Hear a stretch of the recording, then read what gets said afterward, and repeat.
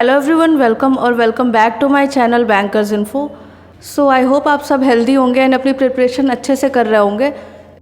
इस वीडियो में हम IBPS clerk prelims class 7 days के प्रिपरेशन स्ट्रैटेजी के बारे में बात करने जा रहे हैं। इधर जितने भी प्रीलिम्स एग्ज़ाम हो रहे हैं बहुत ज़्यादा क्रूशियल है। ये डिसाइड करेंगे कि आपको अगले साल एग्ज़ाम देना है या इस साल ही क्लियर करना है।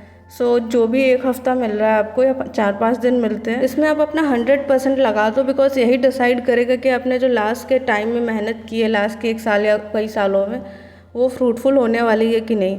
तो सबसे पहले कुछ पॉइंट्स डिस्कस कर लेते हैं। मेरी वीडियो बहुत शॉर्ट रहती है, 2-3 मिनट की ही रहेगी, तो आपका ज़्यादा टाइम वेस्ट नहीं होगा एंड ये आपको आगे के एक हफ़्ते के रोड मैप को प्रिपेयर करने में काफ़ी हेल्प करेगा।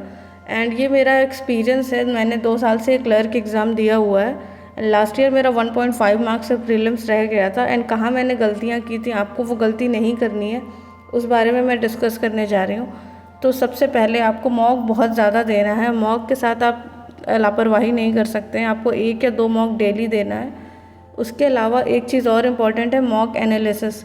अगर आप केवल मॉक दे रहे हैं फिर इस पर फोकस कर रहे हैं कि मेरा मार्क्स बढ़ क्यों नहीं रहा है, तो कहीं ना कहीं आपके एनालिसिस करने के तरीके में गलती है।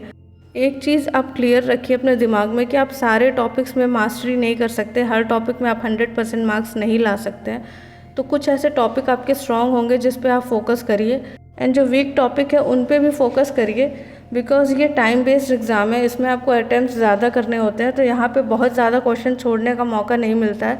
बट स्टिल 4-5 क्वेश्चन आप तब भी छोड़ सकते हैं। ऐसा नहीं है कि आपको 100 आउट ऑफ 100 करके आना है। अगर आप 90 भी करेंगे, 85 भी करेंगे अच्छे एक्यूरेसी के साथ, तो आपका एग्ज़ाम ईजिली क्लियर हो जाएगा।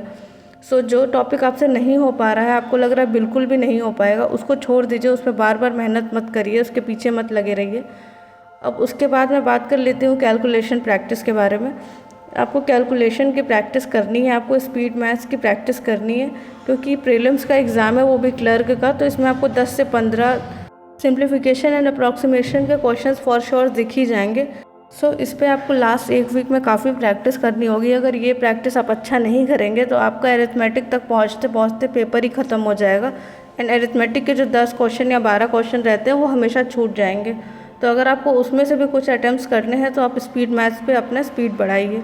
अब इसके बाद बात कर लेते हैं मेंस के मॉक की। अभी आपको मेंस का मॉक बिल्कुल नहीं देना है, चाहे आप कितना भी कॉन्फिडेंट होगी आपका प्रीलिम्स क्लियर हो जाएगा, फिर भी आप अपना फोकस प्रीलिम्स पर ही रखिए, क्योंकि एग्ज़ाम में कभी कुछ सिचुएशन ऐसा आ जाता है जैसे सीटिंग अरेंजमेंट या पजल फंस गया, पैनिक मूवमेंट हो गया, तो वहाँ पेपर गड़बड़ हो जाता है, तो हम लोगों को उसको बैकअप करने के लिए किसी और सेक्शन में अच्छा अटैम्प्ट करना पड़ता है।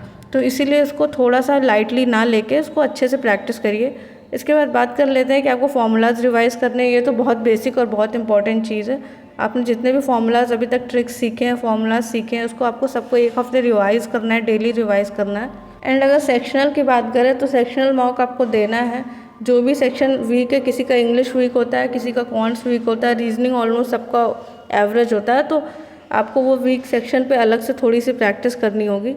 एंड इंग्लिश की मैं अलग से इसलिए बात कर रही हूँ क्योंकि ये ऐसा सेक्शन है जो आपने 2-3 महीने से बिल्कुल टच नहीं किया होगा RRB के एग्ज़ाम्स के वजह से, तो इस पर आपको थोड़ा सा और ध्यान देना पड़ेगा ये 1 हफ्ते में। इसमें अभी आप एडिटोरियल पढ़िए, अभी डेली एडिटोरियल पढ़िए, कुछ इजी वाला ही पढ़िएगा क्योंकि प्रीलिम्स में बहुत टफ नहीं आता है, तो कोई इजी वाले न्यूज़पेपर का एडिटोरियल पढ़िएगा। इससे आपकी रीडिंग हैबिट का थोड़ा प्रैक्टिस रहेगा ताकि एग्ज़ाम में भी आप प्रैक्टिस शोकेस कर सकें। दूसरा है आपको error detection and cloze test के क्विजेज़ लगाने हैं। इसके क्वेश्चन तो कंफर्म है, ये प्रीलिम्स में आते ही आते हैं, तो इसके क्विजेज़ आप लगा लीजिए अभी, ताकि वो आपका रिवाइज़ हो जाए। एंड लास्ट के 6 मंथ्स के वोकैब पढ़ना है आपको। ये इसलिए मैं कह रही हूँ क्योंकि जो भी आपका एडिटोरियल एग्ज़ाम में आता है वो किसी न्यूज़पेपर से उठाया रहता है या किसी आर्टिकल से, न्यूज़पेपर के आर्टिकल से उठाया रहता है मोस्ट ऑफ द टाइम, तो जो भी वोकैब होंगे वो वहीं से आएंगे। तो अगर आपकी वोकैब की तैयारी रहेगी, वोकैब आपको पता रहेंगे, तो एग्ज़ाम में जो भी आएगा वो आपको आराम से टिक हो जाएगा। इसके अलावा अगर आपका इंग्लिश बहुत ज़्यादा वीक है, प्रीलिम्स में भी अच्छे स्कोर नहीं आ रहे हैं, तो मैं आपको एक सजेशन दूंगी।